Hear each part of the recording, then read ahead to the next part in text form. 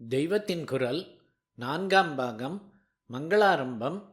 கண்ணன் பூஜித்த கணநாதன். கண்ணனும் சந்திரனும். கோகுலாஷ்டமியில் கிருஷ்ண பரமாத்மாவை பூஜிக்கும் போதும் கடைசியில் சந்திரனுக்கு அர்க்கியம் கொடுக்க வேண்டும் என்று இருக்கிறது.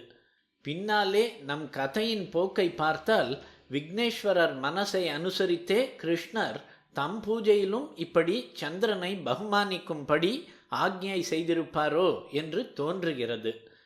இன்னொரு கதை கூட சொல்வதுண்டு.